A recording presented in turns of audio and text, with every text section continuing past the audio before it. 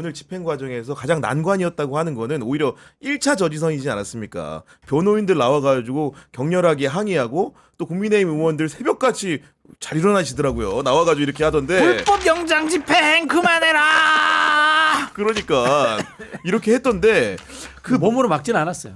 몸으로 막 잡혀가니까. 그죠? 네. 그런 상황인데 잡혀가지. 저는 체포영장 집행에 대해 가지고 변호인이 이렇게 강력하게 극렬하게 항의하는 것도 정말 나쁜 선례를 남겼다고 봅니다. 나쁜 선례는 뭐 이번에 하나만 남긴 게 아니라 비상계엄부터 시작을 해가지고 모든 것이 다 나쁜 선례를 남겼다라고 볼 수밖에 없고요. 저런 사람들이 법조인 출신인가, 대한민국 법조인들이 저 정도 수준인가. 저 사람들은 법의 논리를 얘기하는 것이 아니라 궤변, 억지, 우기는 거 하잖아요. 그러니까요. 네. 그러니까 이게 과연 탄핵 심판이라든지 내란죄 뭐 조사, 그다음에 심판 뭐 판결 이런 거에 도움이 될까? 자기 무덤 자기가 파는 거 아닌가? 그런 생각도 들어요. 하는 행태들을 보면은 그러니까. 아니 그러니까 뭔가 전공법이 아니고 비틀어서 하는 데만 능숙한 것 같아요. 법이 그런 거죠. 참 표현이 그런데 이 굉장히 좀 철학적인 이야기를 한번 해볼게요. 법의 집행이라는 것이 정의의 문제인가 권력의 문제인가 한번 생각해봐요. 법을 만들기 시작한 것들이 정의를 구현하기 위해서 법을 만들었을까? 아니면 권력자가 통치하고 지배하기 위해서 만들었을까? 이런 근본적인 질문이 존재합니다. 네. 그리고 또 우리나라에 들어오면요 이런 게 있어요. 우리 어렸을 때 그거 배웠던 거 기억나요? 우리나라 헌법은 연성헌법, 경성헌법 이런 거 배웠죠. 네. 그 거짓말인 거 아세요? 그런 분류는 일본에만 있는 거예요. 실제로 법학에 존재하지 않아요. 아. 그게 우리가 일제 강점기 때 들어왔던 히틀러법, 독일의 히틀러법들이 일본에 가고 일본에서 일제 강점기 때 우리나라의 이식법 법률 체계, 법 이론 체계 이런 것들을 그대로 배워왔어요. 네. 그게 그대로 적용돼 가지고 지금까지 넘어오는 거예요. 그러다 보니까 우리가 잘못된 법 집행 체계, 특히 형사법과 형사소송법 우위의 체계가 한국에 적용돼 있는 거예요.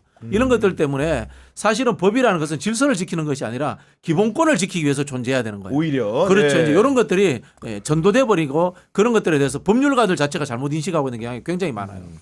근데 이제 저 변호사들이 이제 하다가 제가 봤을 때는 우기기 억지 하다가 나 바보예요라고 이제 선언을 하는 것 같아요. 그러니까 헌재에다가 포고령 관련해서 당신들 국헌 문란시킨 거 아니야? 네. 그랬더니 죄송해요. 제가 포고령 옛날 거 잘못 베꼈어요. 그러니까 부주의 해가지고 좀 표현이 좀 미숙했어요. 나 바보예요. 이거 선언 아니에요? 그러니까 희한한 사람들이에요. 변론을 하러 온 것인지 네. 아니면은 우기기 나 바보예요라고 선언해가지고 어쨌든 무기징역 안 받으려고 하는 것인지. 심신미약.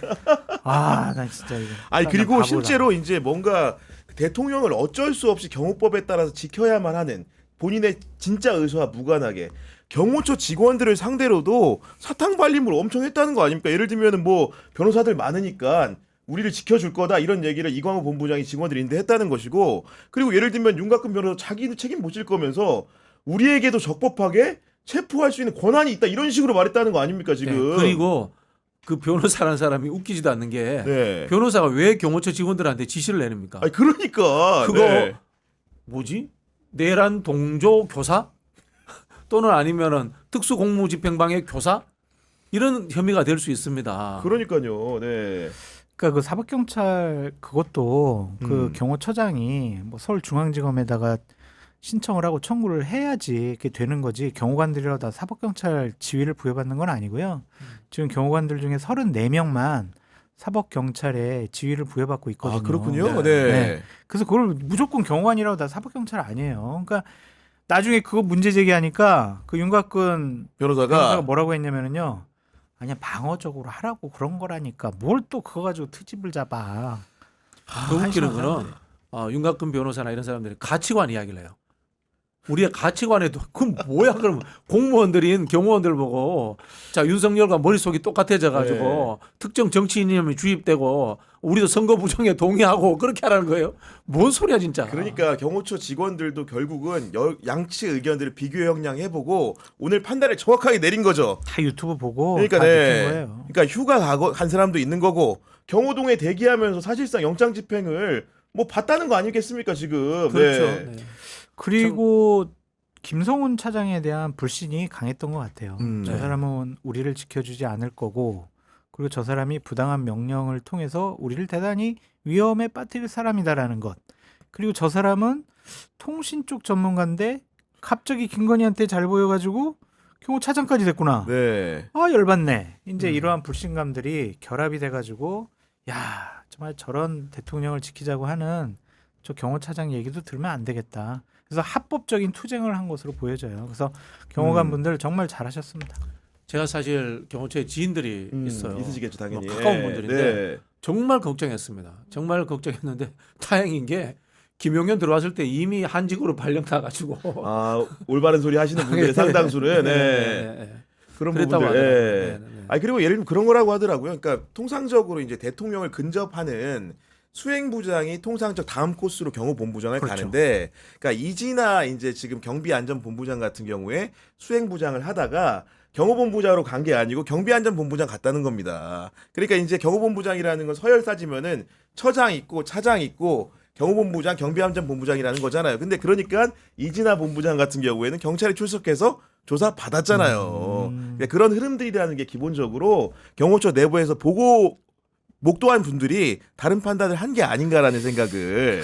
경호관들 딱 보면은 멋있잖아요. 그리고 범접하기 어려운 포스가 있단 말이에요. 그거부터 기로써 상대방을 딱 이제 먹고 들어가는 건데 그렇죠. 저런 사람들에게 야 너는 가가지고 노래방 기계 설치하고 너는 가 폭죽 싸우고 그리고 노래 뭐 풍선 빨리 불어 빨리 풍선 불고 이런 거 시키니까 경호관들이 얼마나 자괴감이 심했겠어요. 그리고 애완견이 이제 옷 입혔다는 거죠 아닙니까? 지금 보니까 그러니까. 보도들 보면은 네. 우리 경악스러워요. 김건희 씨가 사극을 보면서 잘못 이해한 것 같아요. 음. 내시 환관과 갑사를 구별 못한 것 같아. 네, 갑사들은 다릅니다. 네. 그러니까요. 그런 상황에서 저는 오늘 상황을 보면서 가장 주목됐던 분이 한 분 있었는데 누굽니까? 이분의 입장이 너무 궁금했어요. 누굽니까? 최상목 권한대행. 너 어떻게 하나 보자 생각하고 있었는데 내가 잘했지 이거 아니에요? 아니 지금? 오늘 딱 이제 충돌할 것 같은 게 뭐라고 얘기했습니까? 물리적 충돌이 발생할 경우에 엄중히 책임을 묻겠다 이랬는데 전 이 얘기를 딱 접하면서 우리나라 대통령 권한대행 실질적으로 VIP인데 정보력이 이것밖에 안 되나? 상황 파악을 그렇게 못하나? 아니 다 했을 네. 거예요. 다 했는데 하고 이런 거예요? 예. 그냥 나는 어정쩡한 태도를 취하는 게 나의 생명 유지에 훨씬 더 도움이 될 것 같아라고 생각한 것 같습니다. 그냥 원론적인 얘기만 하잖아요. 대통령 권한대행이면은 딱 판단을 해서 결정을 내려줘야 되는데 그거 안 하고 계속 공자왈 맹자왈 하는 거 보면 예. 그냥 나는 대통령으로서 권한 행사를 하지 않겠어. 왜? 그게 훨씬 더 내 생명과 나의 지위에 대한 안정감을 더 도모해 줄 거야. 그렇게 판단한 것 같습니다. 많은 비판 들었겠죠. 당신 해야 된다고 저러다 유혈 사태 나면 어떡하냐고. 당신 나중에 책임진다고 그런 얘기 안 들었겠어요? 예. 근데 이렇게 어정쩡한 태도를 취해야 더 낫다라고 생각하는 것 같습니다. 아 그리고 자기가 권한대행의 권한대행이라고 자기 규정을 했으면서 소극적 의사결정할 때는 그렇게 핑계를 대면서 뭐 거부권은 행사 잘만 하더만 보니까 네. 이거는 정말 비겁한 기회주의적 행태인데요. 사실은 이게 직무유기이기 때문에 탄핵 사유입니다. 다만 지금 시국이 그래서 안 하고 있을 뿐인데요.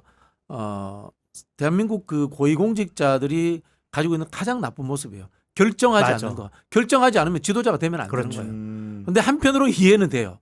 자, 나를 이 자리에 꼽아준 출세시켜준 윤석열의 뒤통수를 치자니 윤석열의 입이 무서운 거야. 예를 들어서 윤석열이 잡혀가 조사받으면서 그때 최상목에게 제가 쪽지 줬는데요. 거기에 국보의 예산 어떻게 짜고 이런 거 하고 다 적혀 있어요. 최상목이 그거 가지고 회의도 하고 뭐 잘 진행하려고 했다고 하더만 이런 이야기 해버리면 본인이 내란 공조자 되는 거예요. 그게 두려운 거예요. 반대로 그렇다고 해가지고 민주당이라든가 또는 국회에서 하는 이야기를 안 들으면은 또 탄핵당할까 겁도 나고 그러니까 아주 교묘하게 이렇게 외줄타기를 해버린 거죠. 네. 언론도 보니까 이제 대통령실 출입 기자들이 취재하는 얘기를 들어봤더니 이제 기재부 대변인한테 전화를 이제 해야 되는 상황들. 왜냐하면 최상목 부총리 자체가 소관 부처가 거기다 보니까 물론 국무조정실도 업무를 조력하고 있지만 원래 원본 베이스는 기재부 그렇죠. 아닙니까? 이제 그러다 보니까 또 생기는 우왕좌왕 에피소드들이 좀 있는 것 같더라고요. 오. 보니까 네. 너무 대단한 건 아닙니다. 자꾸 이제 말씀하시는데 뭐 대단한 거 얘기하신 줄 알았어요. 그런 상황인 건데. 근데 이게 그분이 기재부 계속 관료 출신이잖아요. 그 대한민국 대통령 권한대행이라는 막중한 자리의 무게감을 견디지 못할 거예요. 겁도 많이 날 겁니다. 내가 이런 판단, 이런 결정하면 나중에 후과가 어떨까.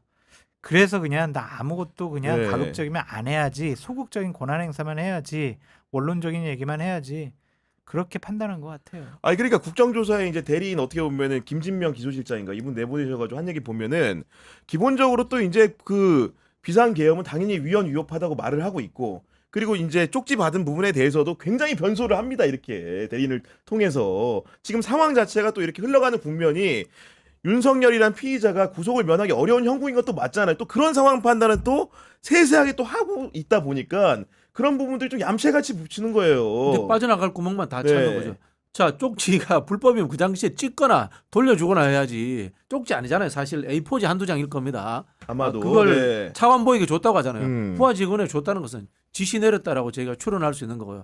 그리고 이런 F4 회의를 했대요. F4 회의를 했대요. 그러면 거기에 대해서 예산을 어떻게 땡겨올 것인가 이런 이야기 했을 수도 있습니다. 네. 그 부분에 대해서는 나중에 저는 명확히 밝혀야 된다 이런 생각이 드는데요. 음. 다만 좀 아쉬운 거는 최상목 그 대행을 비롯해 가지고 국무위원들 중에 혐의가 있는 사람들, 특히 이제 피의자 신분의 사람들이 몇 분 있어요. 이런 사람들은 애초에 저는 경찰에서 한번 소환을 했어야 된다고 봅니다. 소환을 사전적으로. 네네. 네. 그렇게 했어야 되는데 그걸 안 함으로 인해 가지고 지금 현재 이 상황의 엄중함으로 이 국무위원 전원이 아무 문제 없는 사람들인 것처럼 우리는 반대했다. 우리는 네. 반대했다. 이걸로써 그냥 지나가는 것. 음. 요거는 저는 좀 문제 있다고 봐요. 알겠습니다. 저희가 지금 대화 나눈 사이에 뒤집힌 마우스님이 정치비상구 만세라고 하시면서 슈퍼챗을 보내주셨는데 정말로 감사하다는 말씀드립니다. 그리고 하루마님이 20살부터 경향신문 구독했습니다. 장성철 소장님 진보로 초청합니다. 이렇게 하셨는데 이분은 보수 우파 패널이기 때문에 진보로 가기는 좀 어렵다는 점을. 진보로 가면은 네. 저는 이제 패널로서의 생명력이 끝난다. 아니 그런 근데 상황이고. 보수파에 예. 저 같은 사람도 있어야죠. 뭐 별 보수 우파도 아니던데 이재명 대표 욕하는 거 왜 이런 거? 요즘에 안 하잖아. 그것도. 그럼 그런 보수 우파도 아닌데. 아니 그리고 저희가 지금 현재 동시 접속자 수가 네. 13,954명이거든요. 굉장히 많아요. 많이 들어와 많이 계신 거고 들어왔네. 그리고 이제 그 좋아요 숫자가 동접자 수보다 좀 부족하기 때문에 좋아요도 함께 눌러주시면 큰 힘이 된다는 점을 여러분들께 강조드립니다. 그리고 속보가 들어왔는데 네. 국민의힘이 이제 공수처장하고 네. 국수본부장을 이제 고발한다. 뭐 사유는 불법 체포라는데 적반하장. 아까도 앞에도 얘기했지만 수긍은 할 사람이 몇 명이나 되겠습니까, 솔직히. 그러니까 적반하장도 유분수다라는 생각이 들고요. 음. 계속 법원에서 판사를 통해서 발부한 체포영장이 불법이다, 위법이다라고 생각을 가지면서 그 논리를 갖고 이 상황을 돌파하고 정리하려고 한다면은 국민의힘이나 국민의힘 의원들은 앞으로 국민을 대표할 자격이 없어요. 대한민국 시스템을 저렇게 철저하게 인정하지 않고 무너뜨리려고 네. 하는 행동들은 대한민국 국회의원으로서도 자격이 없다고요. 아니 그리고 그 유혈 사태도 제가 뭐 모르겠습니다. 다친 시민분이 있다면은 정말로 잘 가려하시고 해야 되겠지만은 좀 침소봉대하고 있다는 느낌도 들어요. 오늘 권성동 원내대표 뭐라고 얘기했냐면은 무리하게 국수본하고 공수처가 영장을 집행하다가 시민 한 분이 부상을 입었다면서 무거운 법적 책임을 묻겠다 이렇게 말을 하는데 그런 부분들이 고지고대로 안 들리는 겁니다 지금. 그걸 바라지 않았나 역설적으로 그렇게도 들려요. 윤석열 같은 경우에도 뭐 칼을 써서라도 막아라 뭐 이런 이야기를 했지 않습니까? 나는 칼 쓸 생각이 없어. 권성동 의원도 마찬가지고 국민의힘 의원들도 가서 윤석열을 지키겠다 이야기했지만 실제로 지키지 않았어요. 그러나 누군가가 다쳐가지고 유혈적 상황이 나고 좀 더 극우들이 직결하면 좋지 않을까? 이런 저는 희망 사항을 가지고 있지 않았나 의심도 듭니다. 네. 근데요 정말 정신 차리셔야 돼요. 뭐 이 사람들의 가치관 문제 저는 언급하지 않겠습니다. 정치를 뭐 선하게 한다 이런 거 기대하지도 않습니다. 그들이 좋아하는 전략적 꾀의 문제에서도요. 이제 보수 결집 끝났어요. 그러니까. 집토끼 찾았으니까 윤석열이 찾아준 집토끼 들고 그냥 산토끼 잡으러 갔어요. 제발. 이제 좀 입장 변화했으면 좋겠어요. 아니 저는 이제 그 원장님 말씀이 진짜 이제 와닿는 게 오늘 이제 지도부가 어떤 입장을 내는지가 하나의 지표가 되는 거잖아요. 근데 이제 그 권성동 원내대표 이제 이런 얘기 한 거죠. 역할 분담을 했을 텐데 권영세 비대위원장도 어떻게 얘기하나 착 자세히 봤더니 대통령의 결단을 존중해야 하고 결단? 예우에 조금도 소홀함이 없어야 할 것이다. 조사받는 사람 예우까지 걱정해주는 정당입니다 지금. 그러니까 대통령으로서 계속 인정을 하라는 거잖아요. 그 얘기죠. 예. 그리고 본인이 어쨌든 유혈 사태 불러일으키지 않고 순순히 체포 당해줘서 고맙다라고 우리 국민들 보고 생각하라는 것 같은데 네. 햇소리 좀 그만하시라라고 말씀드립니다. 아니 그리고 그 다치신 분 있잖아요. 그 119 출동했거든요. 네. 거기서 현장에서 그냥 주치하고 후송도 안 됐어요, 병원도. 병원으로? 근데 뭘 심각하게 다쳐요, 다치긴. 그냥 그 자리에서 그냥 조치 끝났다니까요. 이해를 못 하겠어요. 그러니까 그러다 보니까 뭔가 이제 침소봉대를 한다는 느낌을 계속 받는 거고 아까 말한 것처럼 그러니까 보수우파 패널이시니까 지금 뭔가 보수 진영이라는 게 지금 윤석열 그 대통령의 그런 체포 혹은 구속 그다음에 탄핵이라는 것들을 기정사실하고 전제할 수밖에 없는 국면으로 그럼요. 간다고 한다면은 이 상황을 받아들이고 그렇죠. 뭔가 새로운 판을 짜야 되는데 지금이라도 해도 늦은 거 아닙니까 지금? 그러니까 한마디로 네. 말씀드려서 윤석열, 김건희 부부랑 그냥 결별하시면 돼요. 그 사람들 빼고 다시 보수파를 리셋해야 된다라는 생각을 가져야지 계속 거기에 집착을 하시게 되면요. 그냥 뭐 대선은 물론 앞으로 뭐 지방선거, 총선 다 그냥 다 끝나요. 권영세 의원 용산에서 되겠어요? 나경원 의원 다음번에 동작에서 되겠냐고요. 그러니까요. 그래서 자꾸 네. 윤석열한테 집착하지 말고 김건희 얼마나 이상한 사람인지 우리 다 봤잖아요. 오늘도 남편 잡혀가는데 본인 그 반려견 산책시키면서 이렇게 보잖아요. 아, 물론 그게 정확하게 제일 본인인지 아닌지 확인은 안 된 것 같긴 하지만 네. 생각을 해보세요. 대통령 관저에서 어떤 여성이 반려견을 데리고 그렇게 산책을 할 수 있는 사람이 누가 있냐고 누가. 그러니까 그러한 정신 이상한 사람들에게 그냥 족쇄 체험 당해가지고 네. 끌려가면은 같이 진흙탕 속으로 그냥 무너지는 거예요.